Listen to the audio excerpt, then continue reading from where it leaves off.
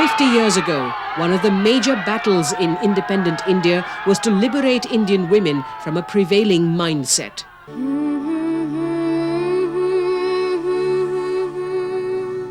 An attitude ingrained through centuries of cultural and social convictions.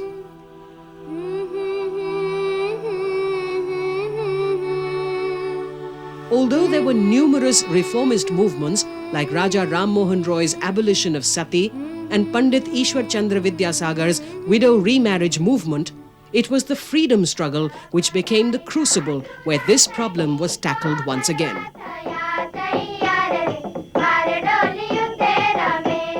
For Mahatma Gandhi, gender equality was a priority. Gandhi said, "As long as the women of India do not take part in public life, there can be no salvation for the country. I would have no use for that kind of Swaraj to which women have not made their full contribution." He argued that the subjugation and exploitation of women was a product of men's vested interests and the acceptance by women of this attitude. Gandhi was keen to involve women in every aspect of the freedom struggle. Despite social disapproval, thousands of ordinary women from all walks of life participated in Gandhi's call for a struggle against the colonial powers.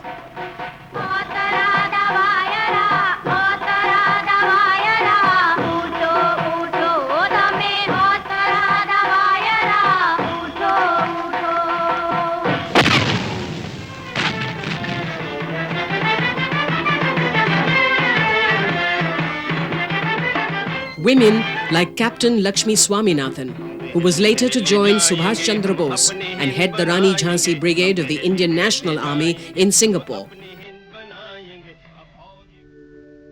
Lakshmi Swaminathan, later to become Lakshmi Sehgal, remains one of the true heroines of the country's freedom struggle. There were others such as Sarojini Naidu, Aruna Asaf Ali and Vijay Lakshmi Pandit, role models for those Indian women who wish to join public life and participate in the freedom movement.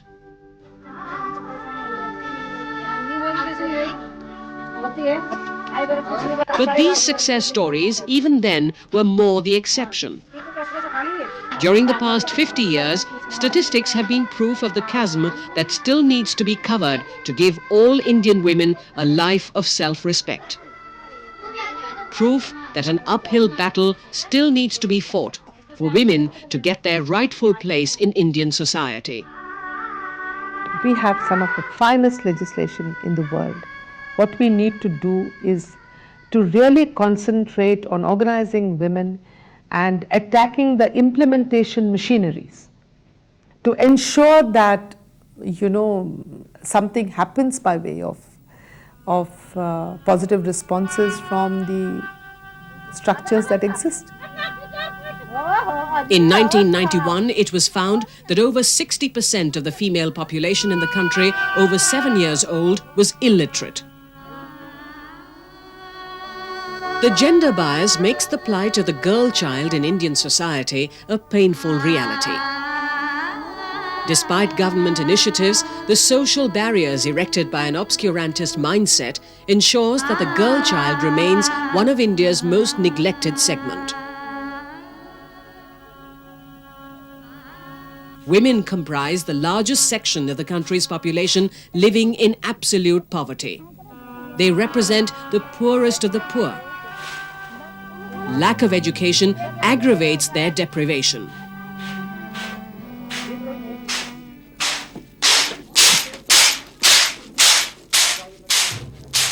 Yet, ironically, one of the most inspiring stories of post-independent India is that of a woman.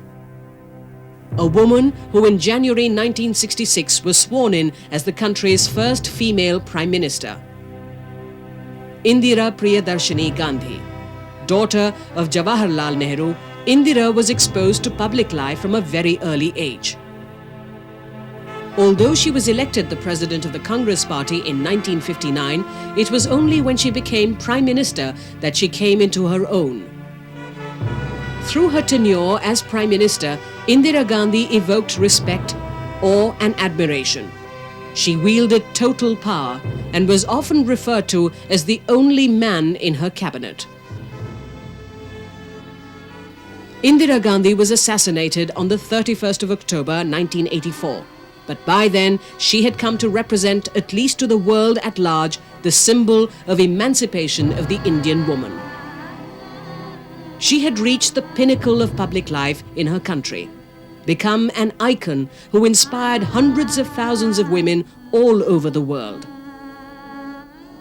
Although she may not have been successful in solving the numerous problems confronting the female gender in her own country, observers argue that during the past 50 years, India has incorporated radical provisions in its law and legislation. These have given constitutional legitimacy and protection to the rights of every Indian woman.